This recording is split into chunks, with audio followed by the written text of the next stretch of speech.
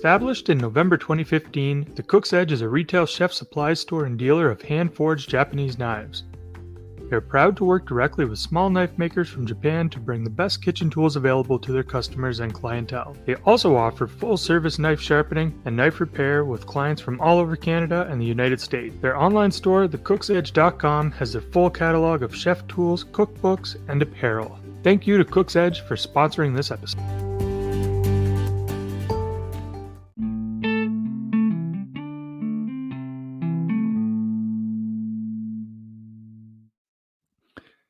Hey everyone, my guest today is a man with over 13 million streams globally, a Canadian Country Music Award winner, 4 top 30 singles, Indigenous country artist Jason Benoit.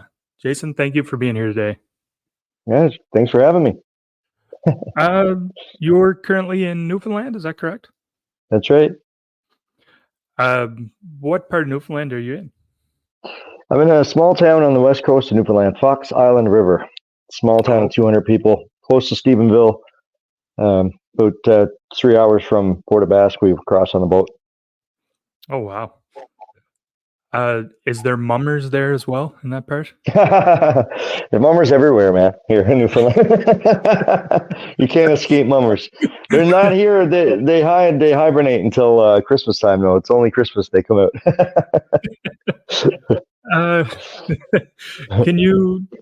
You'll probably do it better justice than I would. Can you just explain to the listeners a little bit what they are?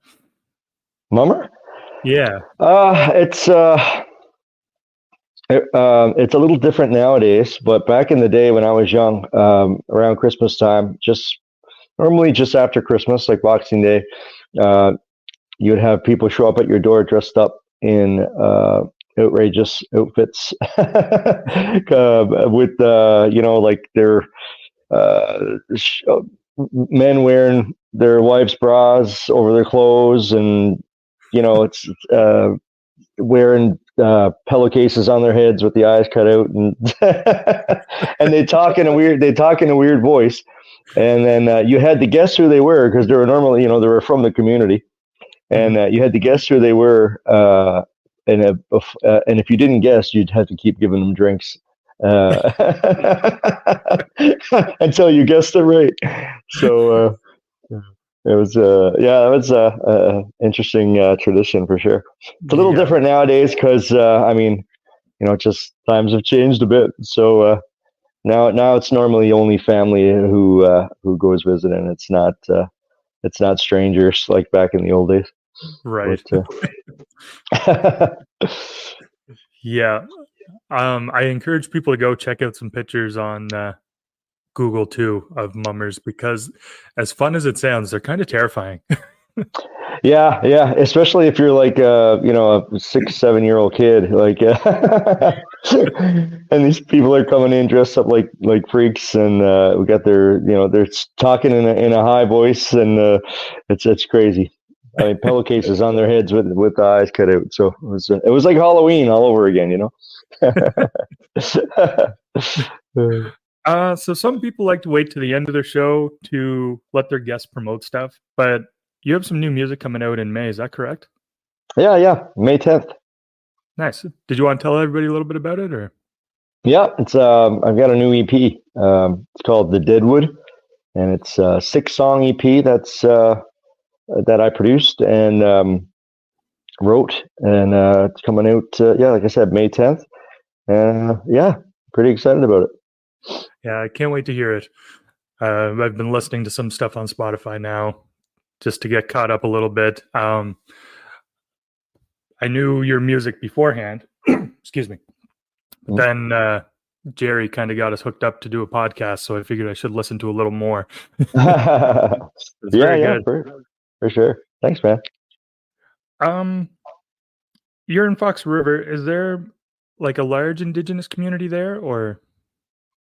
Well, the whole area where I live, there's Indigenous. It's the Halapu First Nation. I can't remember how many exactly, but there's I think there's close to 250,000 or something like that. It's one of the largest bands in Canada, and and yeah, there's a heavy indigenous bloodline in this area. It's crazy. There's definitely a lot. I mean, I'd say there's probably more indigenous than not here, and it's just our culture was definitely uh, anglicized back in the day, and Hmm. changed by the powers that be, whether that be the church or the government. But yeah, so that took away a lot of the indigenous actual culture that we had, and language and stuff like that. So it's very it's something that's coming back now slowly, um, but yeah, definitely a huge indigenous presence here. Right. Do you use any of your heritage like for inspiration in your music and things like that? Well, I mean, indigenous, just my roots being Mi'kmaq and stuff. I mean, that is always it was a huge part of who I am. Both my parents are actually indigenous as well, and so I mean, mm, how I guess relate that to my music is more or less I learned everything from my family. Everything that I learned when I was a kid, all my influence for music came from my aunts and uncles and my brothers and stuff like that. So I mean, I take that from them, but like the actual say indigenous topics or stuff like that, I don't normally write about that. I think it's I think it's all kind of the same anyway. I mean, country music and indigenous, culture kind of all blends in together anyway. I mean, Hmm. it's about being out in nature and connecting with the land and there's a big heart and big spirit in both cultures, and um, so I think it's a lot the same. And again, over the years, a lot of it has blended together anyway. But I don't write songs specifically about indigenous culture or that. I wouldn't be the professional to to do something like that. Considering like I said, the lack of knowledge about the whole the ancient indigenous roots, like Hmm. that's just again, that's something that was lost long ago, and we're just kind of learning now. So Right. mm. You said you learned a lot from your family. Did you grow up in a musical family or just? Yeah, definitely. Yeah. It's on both sides. I mean, I had aunts and uncles that sang and played guitar, and I think my biggest, a lot of ton of cousins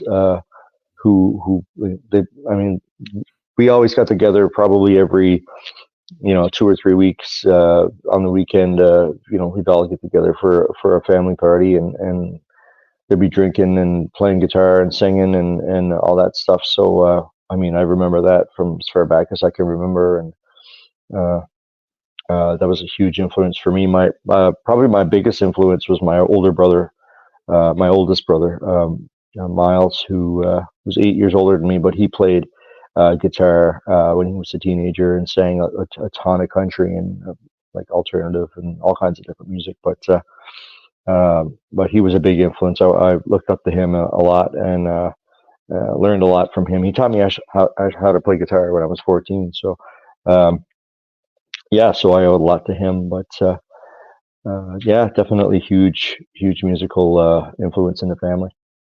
Oh, that's awesome. When did you decide like this is something you can make a career out of? I mean, it was always something I wanted to do.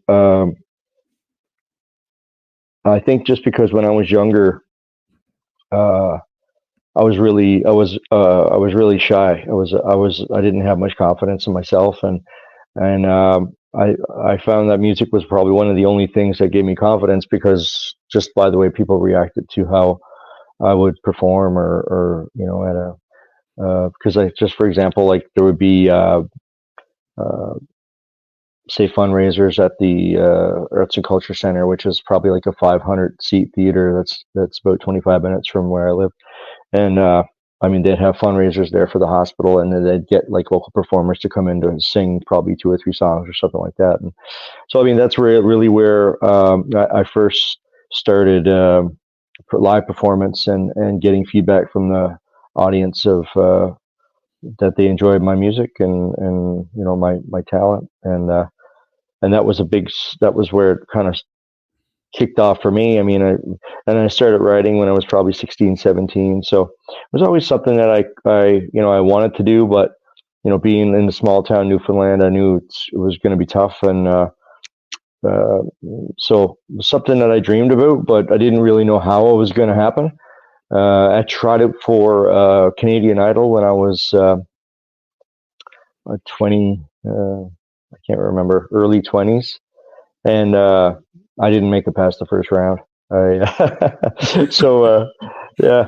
So I mean, that's just a different world altogether. You're walking out in front of cameras, and you got to be a special kind of person to go out there and not let that stress get to you. Like it's and again, I was kind of like a shy dude who's but with not a lot of confidence. So it was.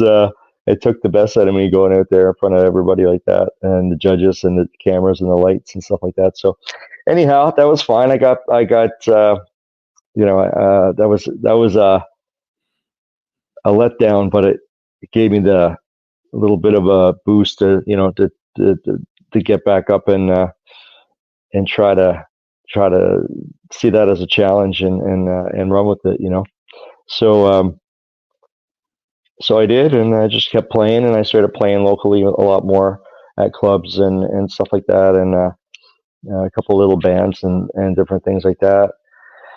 Writing, releasing music on YouTube and stuff, and YouTube and Facebook, and as that got more popular at the time, it was probably like the early 2000s, Mm-hmm. Not early, but mid 2000s, and yeah, that's what actually got my manager to reach out, my first manager, and say he heard my music and wanted to work with me. Oh, that's awesome. What's the Canadian Idol process like? Are you just like lined up backstage, or is there? Yeah, basically it's like a 3-step process. You have to go through 2 sets of judges before you get to the actual main TV judges. Oh, okay. And so you can sing what you want for the first 2, and then they'll decide if you get different passes to go to the next round, and if you make it to the judges, then they give you a list of songs that would they say if you sing these, you can sing whatever you want, but if you sing these songs, you're guaranteed that you'd be on the show on the actual TV, like they'll show you on TV, because if you don't, because I guess it's the copyright side of it, right? So anyway, that's what happened. Okay. Long time ago, I can't remember really. Yeah, almost 20 years ago. It's crazy how fast time flies. Yeah, definitely. What did it feel like cracking into like the top 30 country list for the first time? Surreal, man. None of it felt real, to be honest. I think that's the thing. Like like you always dream of what it might be like, and then you get there and you're shocked, but it's like, but you're still you, like nothing's changed, like you're, right. It's not like you transform into a different, totally different person or something. It's like, that's the weird thing about it, I think. And I think that's why, like, you don't ever really feel like you're there, like I think that, like, I had a top 10 and like a few top 30s, and it was amazing, and it's exciting to watch that happen, like to watch the to watch the song climb, and every week you get emails from your song tracker, and they tell you how it's doing and how many plays it's getting here and there, and new ads that you get added to different stations, because that's how it works. Is you have to have your song added to the radio station that report to the charts. That's how it works. Okay. A lot of people don't realize that. They think, well, you release your music and it's there and the radio plays them. But it doesn't work that way. You have to actually have your song selected to be played by a program director at the radio stations.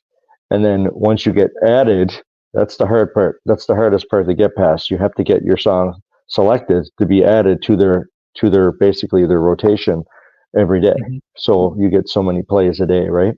And then the better the song does, the more they'll bump up your play on the station. The more plays you get on the station, the higher you go on the charts. It goes by counts, by how many songs you get, right? So how many plays you get. So I mean, that's exciting. It's always it's nerve-wracking. You know, you don't want it to because one week you could go down and the next week you could go like double past what you did the week before. So it's definitely strange. It's a strange world, and it's foreign to most people because not a lot of people know how it works, and yeah, exactly. They just assume like if you release a single that the radio's going to play it, or they don't really know how it gets played, right? So that's a totally different thing altogether. But I think that's the thing about getting to this point where I've come in my career, is just that you learn that this is a business, more than anything else. That's the thing about it's technically show business, is entertainment. Yeah. So you don't, like, the average Joe doesn't get to see any of that stuff, and it's all magical. It's just when I was just watching country music award shows and stuff like that, dreaming to be up there with them, getting awards. I mean, I had no clue what the process was, and what it actually all entailed. And it's the whole business is just it's very strange, I think, and in a foreign way. I think that's the better word. It's very foreign to the average person. It's just how everything works, how you win awards. I mean, most people don't realize that you win awards by voting by people in the organization. Okay. Doesn't go by if you're the best singer or if you get the best song. It's like, it goes by voting. It's a popularity contest is what it is. So if you get voted for, now except for the ones that are like the top, just say top single of the year, normally it goes by numbers, right? Mm-hmm. So if it goes by charting and streams and stuff like that. But when it comes to a lot of the other awards, it's all done by voting. So the bigger the team you have around you. So if you have a huge label, booking agency and management team, those are the guys who normally make it to the final round of nominees.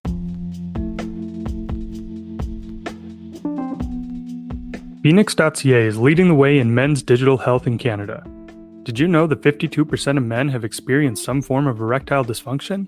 Phoenix offers a discreet online solution by connecting you with a licensed Canadian doctor who can prescribe you with the treatments you need. You can decide on which treatment works best for you, whether you want to plan ahead or be prepared for something more spontaneous. The process is simple. Just go to phoenix.ca, complete the online quiz, and Phoenix will connect you with a licensed physician who can prescribe you with treatments such as brand name or generic Viagra and Cialis. No more uncomfortable visits to your family doctor, no more waiting in line at the pharmacy. Phoenix delivers your treatment in discreet packaging directly to your door. And right now, Phoenix is offering a 100% discount on your consultation. That's right, Mind Picker listeners. You'll get their consultation with a licensed Canadian doctor completely free. Visit phoenix.ca today and start your journey to a more confident you.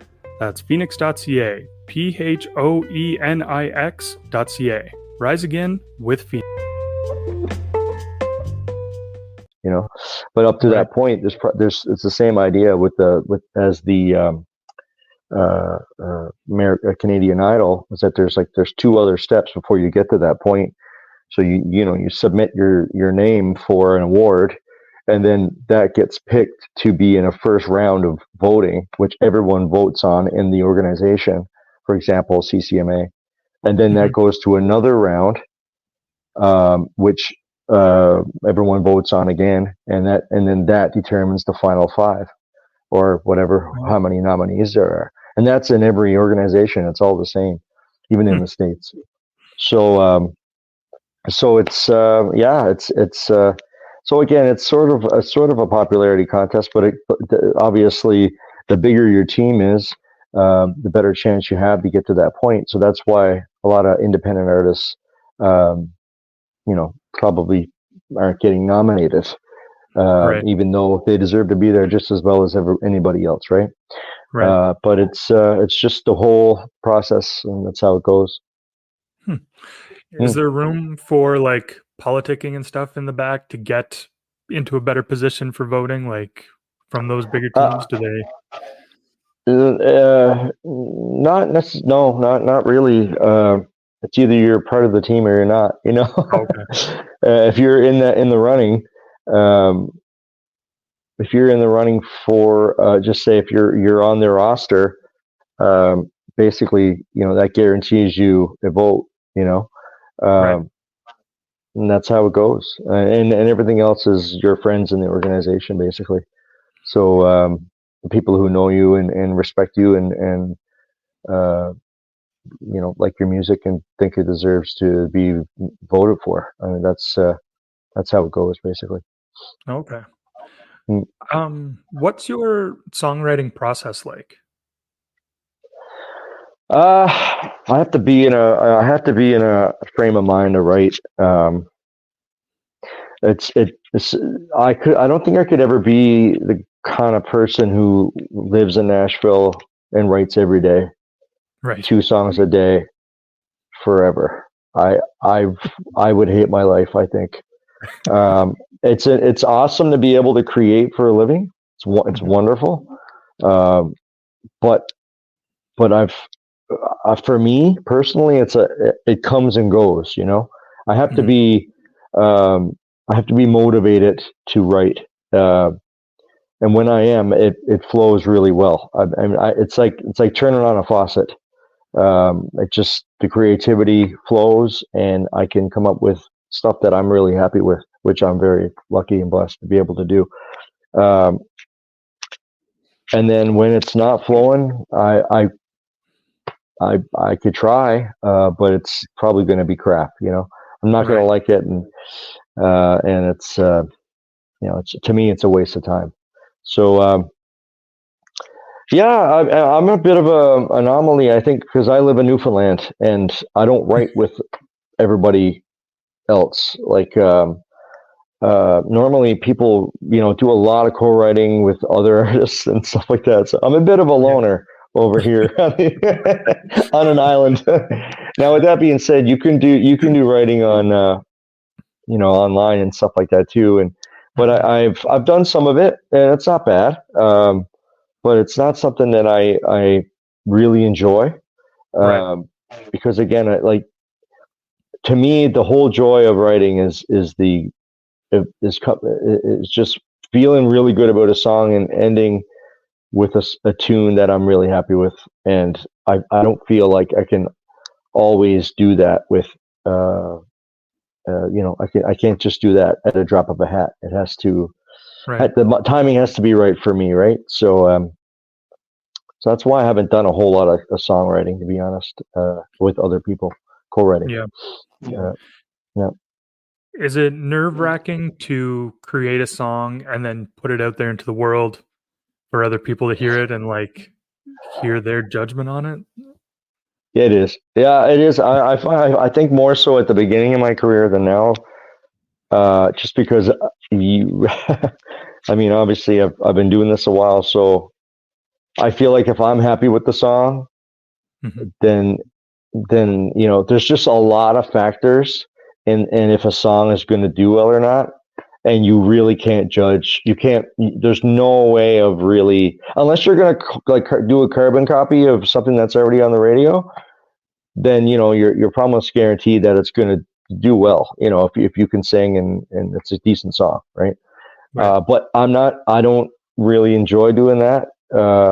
I like to do things my own way a bit, and I think that's, yeah, to my detriment sometimes. I'd probably have gone way further if I didn't do that, but uh, and probably just followed along a little bit more. But I don't know. It's just not who I am, and I just kind of do it my own way. So when I release a song, I feel like that's the best I could do at that time. And if it doesn't connect with radio or doesn't connect with the fans, I mean, what are you going to do? Nobody's perfect, Exactly.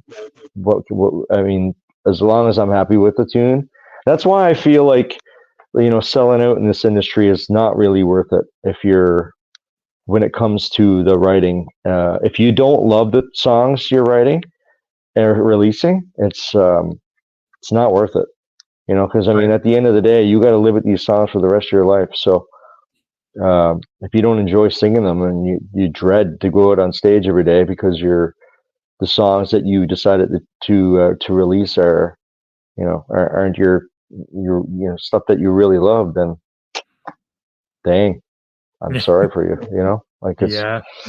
So I've been lucky, very, very lucky that I've been able to release some music that I enjoy performing, and I still enjoy performing today. There's a few that I don't, but the majority of them I do. Yeah. I always wonder that about bands, like with like, I don't know, say Red Hot Chili Peppers go out and they're like, oh God, we got to sing Californication again or something Yeah, like that. yeah, Like, yeah, at yeah, what point do you just get sick of playing the hits kind of thing? yeah, yeah. I don't know. I mean, yeah, but you got to remember too. I think the biggest thrill of that is your audience, right? Right. When you're going out there to an audience everyone's going to sing along to every word of that song, and they love it. They're not tired Right. of it. They're not sick of it. They just want to hear it. They want to hear it from you. That's like, you could do that every night of your life, man. I mean, that's crazy. I mean, I mean, I'm sure maybe if you release like 50 number ones, and you probably get tired of it after a while. Like, I'm sure, but I mean, Yeah. I don't know. The majority of I don't think a lot. There's too many acts out there who really don't like their music. Yeah, that's true. Yeah. And I guess like just the high of the crowd, like every night makes It's it worth it.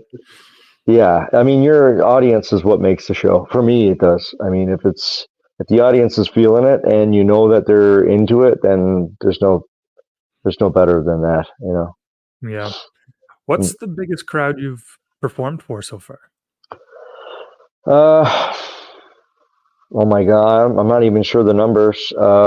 It's up in the 15, 20,000, Oh wow. something like that. Because I opened for Old Dominion on the Old Dominion tour, Oh yeah. and that was the stadium tour. So that was stadium in New Brunswick, Halifax, and St. John's, Newfoundland, and then that's I think they hold 15, maybe something like that, Wow. to That's a lot. 20,000 maybe.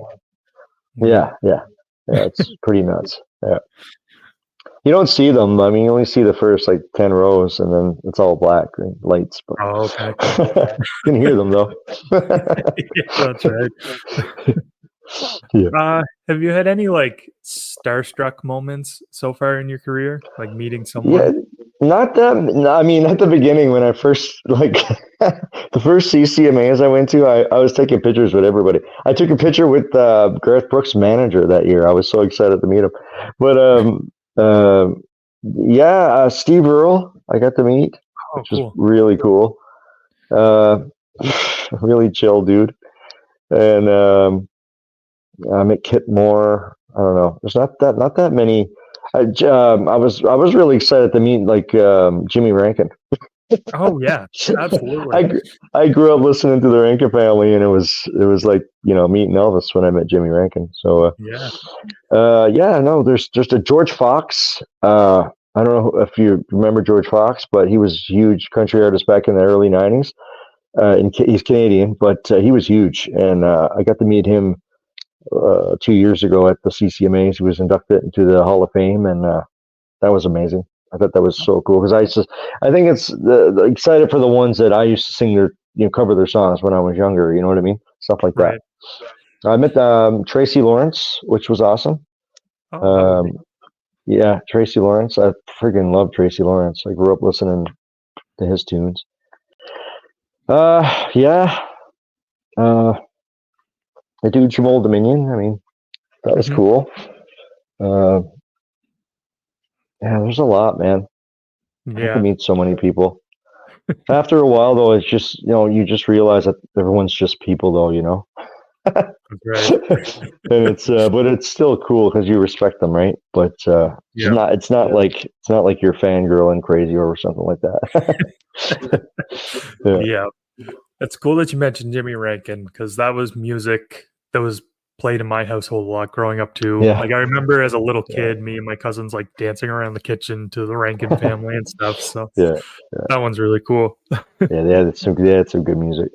Crazy, so good. Yeah. Do you have any mentors like in the country music business? Or I know you mentioned you're kind of like do your own thing, write on your own, but do you have anyone that you kind of reach out to? Uh, like normally, if I reach out to anybody, it's my management or my label or something like that. Hmm. Um, to ask questions and different things like that. And normally the questions are like, should I post this now, or should I do this kind of post, or like stuff like that. Should I wear a cowboy hat or should I not wear a cowboy hat? Stupid things like that. But no, I don't know. I don't. I mean, I had a lot of friends in the industry, and we don't. Every now and then, I'll just ask them about how they do things just to get a better gauge. But Hmm. uh, outside of that, I don't think there's nobody in particular that in the industry that I reach out to. Right. Yeah. Is there any artists like growing up or that you listen to now that sort of influence your style of music? Or do you try and make it completely your own? um, I think growing up, but the thing of it is I think that my influence changed a lot all the time. Like I grew up listening to Tracy Lawrence and Mark Chestnut and Hmm. um, uh, like all those guys, Travis Tritt, and my God, there's just so many. The early '90s, Joe Diffie was huge for me, Joe and Diffie's yeah. So I like those guys. I think it was just uh, those guys were. I just love their writing. I think that was a big. That was a huge part of it. Even though they didn't probably write a lot of their stuff, they wrote some of it, but still, the writing in those tunes were really good. And I mean, that was a huge influence for me. Dwight Yoakam also, still probably one of my longtime influences. I just love his tunes so much. I think he's become probably the most. He's probably the most for me in regards to influence because just love his tune, his slow songs, his fast songs, everything. All his tunes are just so good, yeah. and such great writing. But yeah, I think that. I mean, there's a ton. I've been listening to music for so long, and right now for this album, I was influenced by like Zach Bryan and um, Tyler Childers and stuff like that. Right. I thought I saw it as a new it's sort of like like painting a picture, like you get a different canvas to kind of paint on, like in a different way. And it's I had some songs that I wasn't going to release, and I don't think I was ever going to release them just because they they sounded old school country, but they were kind of outdated. And I kind of tweaked them a bit too. Like, for example, 25 to Life, which I just released, was one of them. And there's one on the album coming up called Chicago that I wrote, and it was sang differently. It wasn't even sung the same way. And I rejigged the lyrics and so toyed with them a bit. But I'm glad I got to do that, because I don't think I would have released them otherwise. So it was a cool. I wrote those back when I was probably 17 or 18. So it was cool to release those. I don't have them released yet, but one of them I do. But cool to it's cool to do that. It was fun. Yeah, that's awesome. Just something that you expect just to sit on the shelf forever, and then you finally get to use it. That's yeah, great. and I kind of didn't expect it. It just kind of, the reason why I got influenced by them so much was I've got a new radio show over here with Bay FM in Corner Brook, Newfoundland. So every Saturday night I do an hour show where I usually have a special guest and for an artist and as a featured artist, but I play like a bunch of different music, whatever I feel like playing, country music wise. And I was, playing a lot of folk, like the new stuff, Americana. So like Tyler Childers and Zach Bryan and shoot, can't remember his name now. Sam Barber. I think he's great. And I love that edge in the lyrics and anyway, I was finished my last album, and then I was kind of wondering what I was going to do next, because my whole Time Traveler album, which came out last year and the year before, was basically all traditional style country music. So I actually wrote that one with Jerry. So and so I was kind of like, I felt like I said everything I had to say when it came to older style 90s country. So I'm like, I'm gonna try something a little bit different on this one.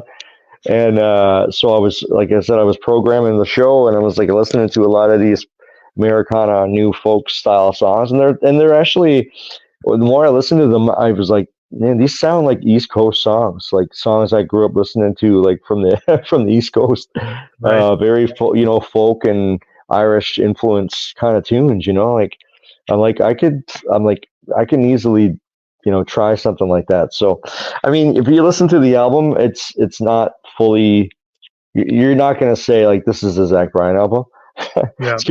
There's definitely an influence there, and they kind of use it as a seasoning, but it's still kind of country, the album. So it's kind of a mix in folk and country, right? Right. But it definitely was a huge influence for this album, and I'm excited about it because I've loved these songs. There's a lot of upbeat stuff and a couple of the mid-tempo slower ones are, for me, I feel are really strong, and I enjoy performing them. So yeah, hopefully everybody else feels the same way too. Yeah, when I release them. Yeah, it's funny how you mentioned that about music shifting a bit now, because like old school country was fantastic, and then it seemed like they sort of started to try adding more and more of like the pop influence for a little while, and it seemed like they took that right as far as they could until people started to push back a bit.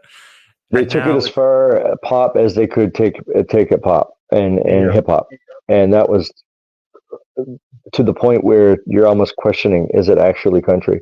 Exactly. It's crazy. Yeah, and insane. If people played country music on the radio or something, I'm like, can we listen to something else? And be like, you don't like country? I'm like, no, I like country music, but there's something weird going on here. Oh man, I've been releasing music for the last 10 years, and I rarely listen to the radio. Very, very rarely. I usually stick to the old school stuff. Like I'm listening to Waylon Jennings or like Hank Williams Jr. and then the '90s stuff. Like that's all I listened to. That was my influence for a long, long time. That's why for me, when I first got in the industry, it was really hard because they wanted me to do that new pop sounding Luke Bryan stuff, right? Right. So I had to try to find a way to write in a style where I could do it and it still made sense, like, because if I tried to rap, it's not going to work. I just can't rap, So I mean, like, so anyway, that was the hardest part at the beginning, and then I found uh, Jason Aldean's "My Kind of Party" album, and I think that was the album that really made me see how it could be done, because I really loved how, like, Flyover States and stuff like that, like really great tunes, and excuse me, and yeah, that was the one, and then Eric Church too, right? I really liked Eric Church too, and at the time when I started releasing those tunes, the first ones. So those guys were an influence for me at that time. But yeah, pop, the music changed, man. It's just I think it's in a good direction though. I don't think I as much as Morgan Wallen sort of is kind of bro country, man, I think he's phenomenal. Right. I think he's great. I love his singing, and it just makes sense. Just his voice and the tunes, and he gets it. He understands. I think he's actually from country, like actual country, right? Because you can tell, like, when there's somebody coming out from like rock and they're coming in or something, you could, like, their music is not near as good. Like, he's got a lot of good melodies, and just there's some good feeling stuff in there. It feels good, when you listen to it. And I feel like that was a huge part of what was missing from country for a long time. It's just stuff that made you feel good when you listen to it, Right.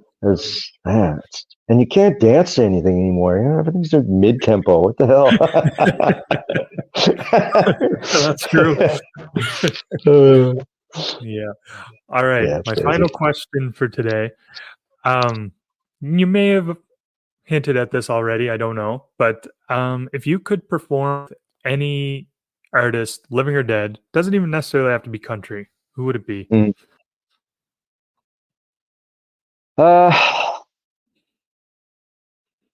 There's so many.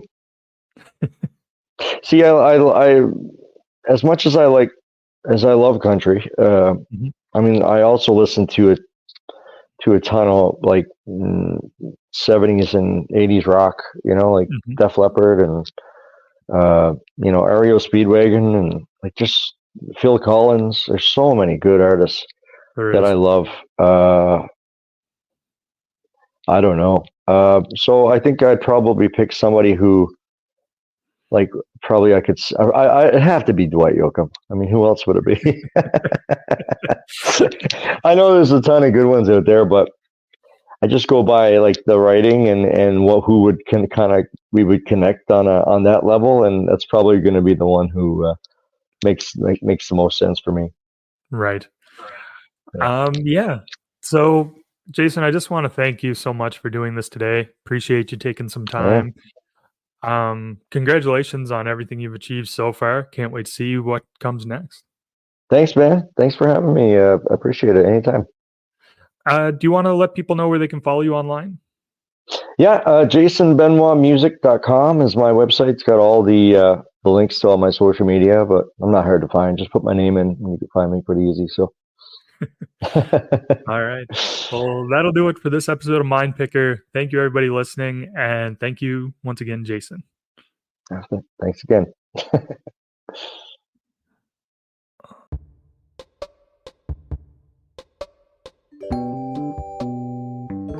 Thanks, everyone, for listening. If you want to hear more Mind Picker, check out some of my previous shows and follow so you never miss a new episode. Want to help out with the show? 5-star rating would do just that. Bye.